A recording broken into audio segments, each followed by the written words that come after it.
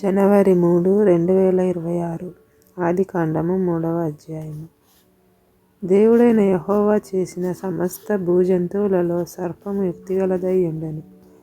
అది ఆ స్త్రీతో, ఇది నిజమా? ఈ తోట చెట్లలో దేని ఫలములనైనను మీరు తినకూడదని దేవుడు చెప్పెనా అని అడిగాను.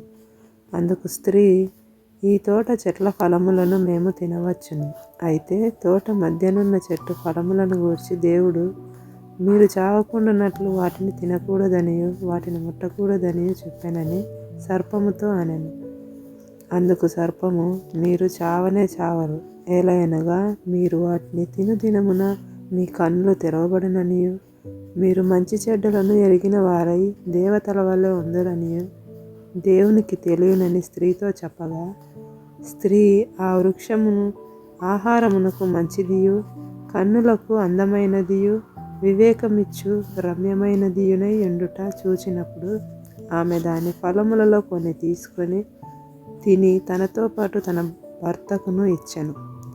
అతడు కూడా తినెను. అప్పుడు వారిద్దరి కన్నులు తెరవబడెను. వారు తాము దిగంబరులమని తెలుసుకొని అంజూరపు ఆకులు కుట్టి తమకు కచ్చడములను చేసుకొనిరి. చల్లపూటను ఆదామును అతని భార్యయు తోటలో సంచరించుచున్న దేవుడైన యెహోవా స్వరము విని దేవుడైన యెహోవా ఎదుటికి రాకుండా తోట చెట్ల మధ్యను దాగుకొనగా, దేవుడైన యెహోవా ఆదామును పిలిచి, నీవు ఎక్కడ ఉన్నావనెను. అందుకతడు, నేను తోటలో నీ స్వరం వినినప్పుడు దిగంబరినిగా నుంటినను కనుక భయపడి దాగుకొంటుననెను. అందుకాయన, నీవు దిగంబరివని నీకు తెలిపిన వాడెవడు?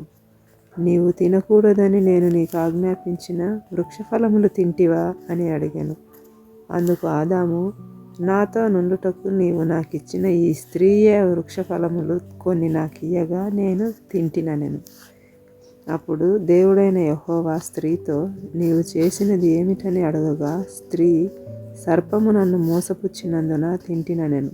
అందుకు దేవుడైన యెహోవా సర్పముతో, నీవు దీన్ని చేసినందున పశువులన్నిటిలోనూ భూజంతువులన్నిటిలోనూ నీవు శపింపబడిన దానవై నీ కడుపుతో ప్రాకుచు నీవు బ్రతుకు దినములన్నీయు మన్ను తిందువు. మరియు నీకును స్త్రీకిని నీ సంతానమునకును ఆమె సంతానమునకును వైరం కలుగజేసేదను. అది నిన్ను తల మీద కొట్టును, నీవు దానిని మడిమె మీద కొట్టుదు అని చెప్పెను. ఆయన స్త్రీతో, నీ ప్రయాసమును నీ గర్భవేదనను నేను మిక్కిలి హెచ్చించెదను. వేదనతో పిల్లలను కందువు. నీ భర్త ఎడల నీకు వాంఛ కలుగును, అతడు నిన్ను ఏలునని చెప్పెను. ఆయన ఆదాముతో, నీవు నీ భార్య మాట విని తినవద్దని నేను నీకు ఆజ్ఞాపించిన వృక్షఫలములు తింటివి గనుక నీ నిమిత్తము నేల శపింపబడి ఉన్నది. ప్రయాసముతోనే నీవు బ్రతుకు దినములన్నీయు దాని పంట తిందువు. అది ముండ్ల తుప్పలను గచ్చ పొదలను నీకు మొలిపించును. పొలములోని పంట తిందువు.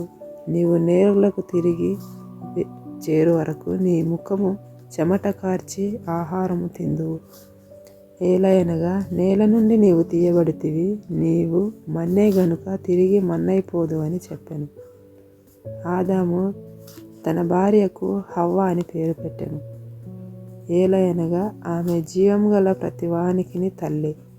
దేవుడైన యెహోవా ఆదామునకును అతని భార్యకును చర్మపు చొక్కాయిలను చేయించి వారికి తొడిగించెను. అప్పుడు దేవుడైన యెహోవా, ఇదిగో మంచి చెడ్డలను ఎరుగునట్లు ఆదాము మనలో ఒకని వంటే వాడాయెను. కాబట్టి అతడు ఒకవేళ తన చెయ్యి చాచి జీవ వృక్ష ఫలమును కూడా తీసుకొని తిని నిరంతరము జీవించునేమో అని దేవుడైన యెహోవా అతడు ఏ నేల నుండి తీయబడెనో దాని సేద్యపరచుటకును ఏదెను తోటలో నుండి అతని పంపివేశాను. అప్పుడు ఆయన ఆదామును వెళ్ళగొట్టి ఏదెను తోటకు తూర్పు దిక్కున కెరూబులను జీవ వృక్షమునకు పోవు మార్గమును కాచుటకు ఇటు అటు తిరుగుచున్న ఖడ్గజ్వాలను నిలవబెట్టెను.